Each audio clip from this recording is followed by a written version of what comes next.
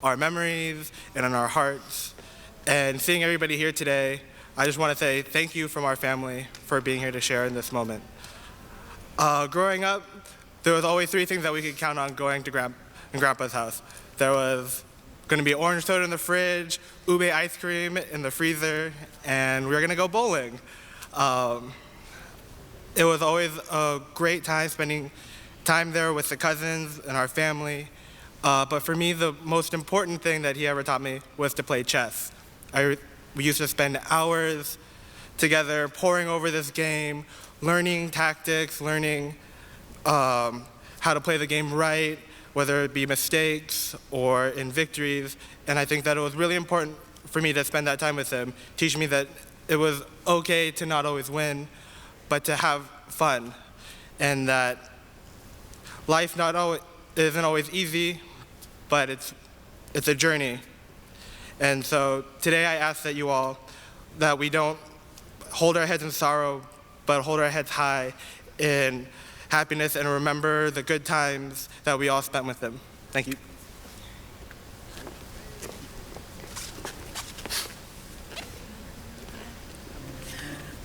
All right, I guess I'm up.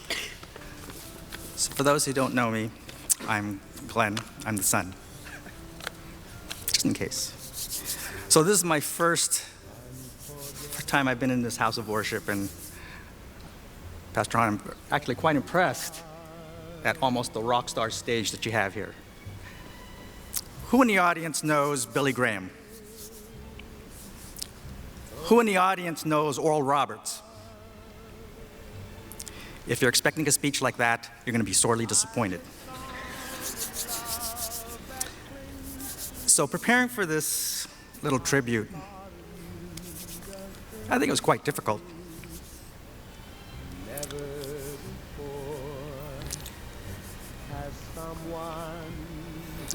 Trying to distill the relationship that a father has with his son in several pages, impossible. Over the last couple of weeks, I was formulating how to present this talk, and I'll tell you, there's one scenario that I would rather be in than trying to prepare for this talk. As many of you know, I'm a physician. I've been practicing for almost 30 years. And one would think that as a physician dealing with life and death on a regular basis, and preparing families who are kind of in the same scenario, helping them through this transition would make it easier for me to complete this task, but it actually isn't. Once you actually experience it personally, it takes on a new nuance.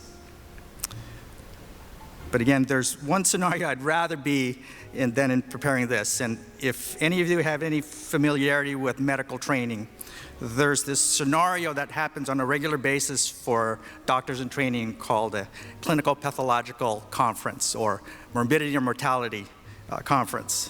This is where the young physician who practically knows nothing, and just as a tidbit, don't get sick during the summer because that's when the new interns come in. They really don't know anything, and they need a lot of mentoring.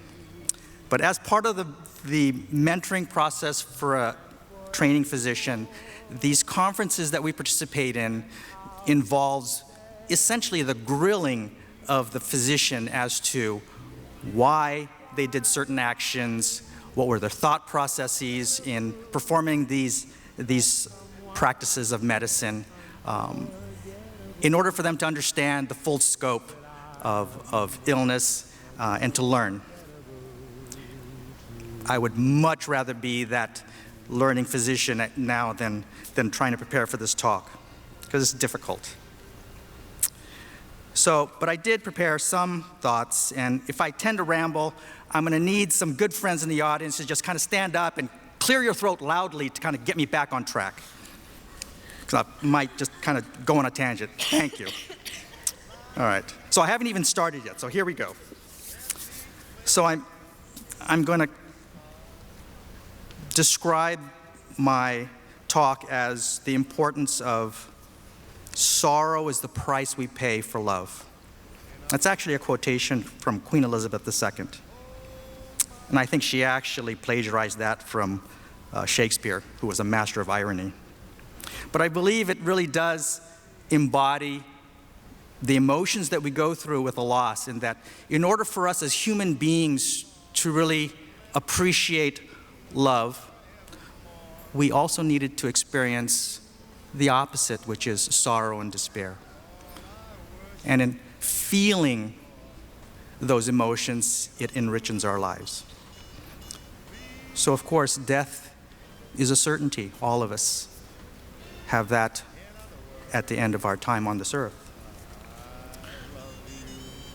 And as we go through this process, at least personally for me, it's a situation where I start to kind of reevaluate my own purpose in life, what I contribute.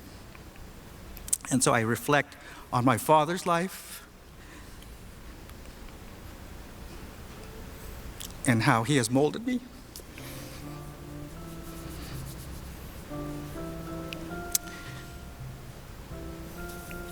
I'm going to go off on a little tangent here as I get a little verklempt. I see the young children in the audience. I'll be a little bit more scientific right now, again, just to kind of stay on track. You know, human beings begin to grasp the concept of death as early as age 4. And as they grow older, as we all grow older, we confront the actual reality of death. We wrestle with the meanings of life and death, searching for guidance regarding the finite nature of our own existence. Our natural grieving experience is further complicated by introspection, the measurement of our own worth in this physical world within which we live. We all many times ask ourselves in this scenario, what will be said of us when we are ourselves gone? So dealing with death is never really easy. We have to realize it isn't designed to be easy. Again, emotions are complex. It presents itself in many forms, and certainly in stages that we have to experience in order to provide closure. So I'm going to tell you that it's okay to cry with the intensity of our sorrow today, as well as to hysterically laugh with the fond memories of intense shared joy and happiness that we've experienced.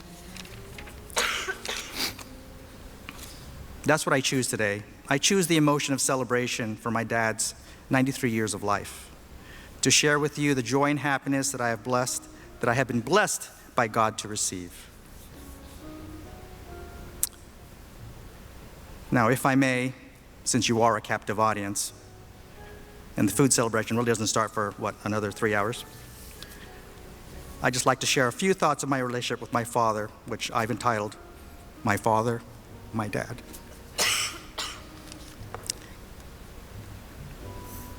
My father was the figurehead of the family, the title our society places on the male figure of the household. He was the stereotypical breadwinner, the silent, at least you would hope, disciplinarian. He was all these things to me as a developing child and as a young adult. However, I'd really rather refer to Cesar as my dad.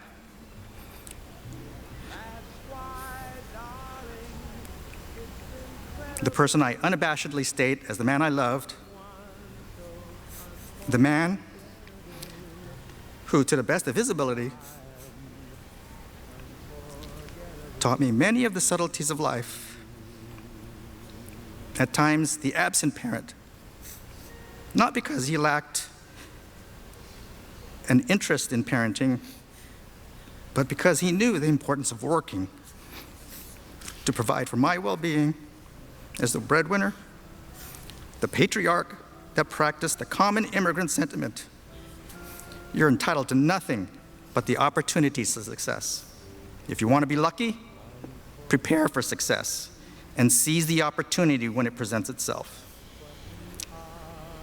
As a young man, he challenged the status quo of living in the Philippines without even a high school education to enlist in the US Navy, who over the years in turn educated me by speaking loudly, by saying very little. his actions pretty much spoke for themselves. So, lastly, I found a poem that I think reflects how I feel about my dad. I didn't write it. I'll take credit for it, though. I jimmied it around a little bit. It's called I Remember My Dad. At the rising of the sun and at its going down, I remember him. At the blowing of the wind and in the chill of winter, I remember him. At the opening of buds and in the rebirth of spring, I remember him. At the blueness of the skies and in the warmth of summer, I remember him. At the rustling of leaves and the beauty of autumn, I remember him. At the beginning of the year and at its end, I remember him. As long as I live, he too will live, for he is now a part of me, as I remember him. When I'm weary and in need of strength, I remember him. When I'm lost and sick at heart, I remember him. When I have joys I yearn to share, I remember him. When I have decisions that are difficult to make, I remember him. When I have achievements that are based on his, I remember him. For as long as I live, he too shall live. For he is a part of me. As I remember him, I am my dad.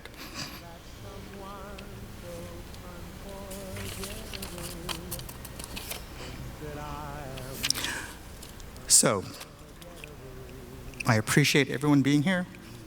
Truly, your presence means a lot. And from the bottom of my heart and from my family, I thank you. As we say in Hawaii, mahalo nui loa. Thank you.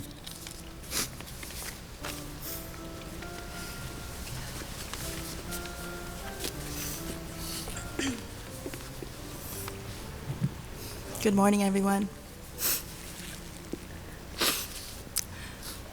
My name is Cesar Delcarmen Simpson. I want to first thank all of you for your support to my mom and my family. I'm looking around and seeing you all here, and having received many, many calls, messages, prayers since my dad's fall on December 12th, has given me and our family great comfort. My dad's journey was always filled with good times, fun times, quiet moments, and being a Navy family, my brother and I learned to adjust quickly every 2 to 4 years of his active duty, taking us from the Philippines in 1964 to Kingsville, Texas, to Charleston, South Carolina, then Subic Bay, Philippines, and finally retiring in San Diego. I remember only good times with my dad. Long nights with my parents' friends' parties, and all us kids would be bustling about. I thought that the bowling alley was our second home, since my dad was always in a league.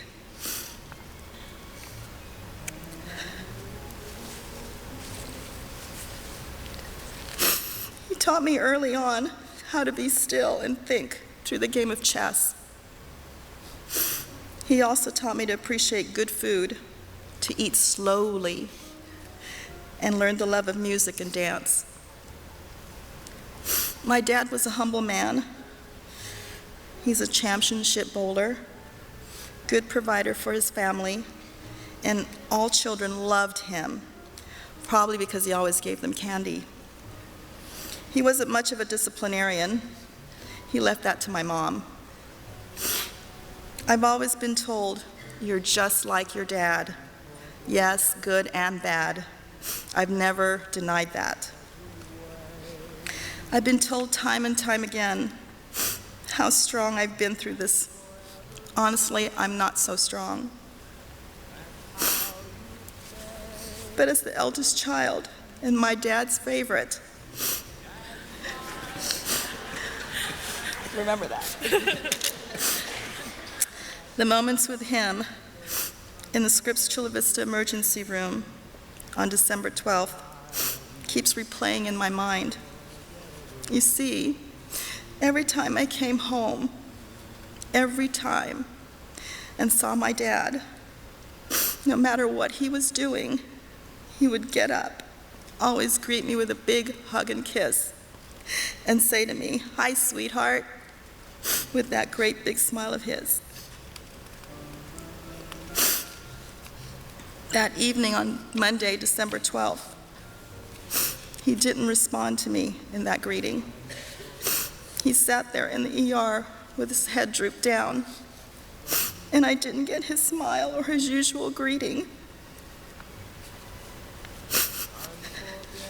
My heart sank, and all I could do was hold his hand and keep talking to him that my mom and I and my daughter, Tiffany, was there, and everything was going to be all right. Life is short in human times. I knew God had the heaven's gate opening to him. I made a strong face to my family, knowing in my heart that my daddy was on his journey to heaven, ever so slowly. But surely it would be a short matter of time. I knew that as we grew up and left our parents' homes, our distance became real. But if you knew my dad, you know that you're always welcome, especially when it came to going out to eat. He'll always want to have a good time with you. He's lived his life fully, and in his later years has accepted our God as his Savior. Knowing this has given me peace to know that I will see him again, along with our other loved ones who have passed. For all us daughters out there, please remember these lessons I've learned from this man, who will always be my first love, who's held my hand and always knew what was in my heart without speaking. I am proud to call him my daddy.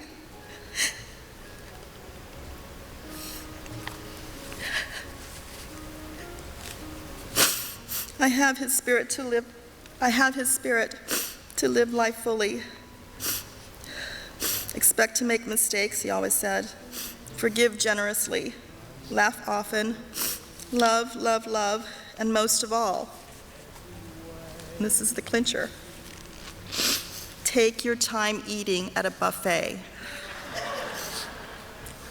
These lessons I have learned well because I have been loved and am my Father's daughter.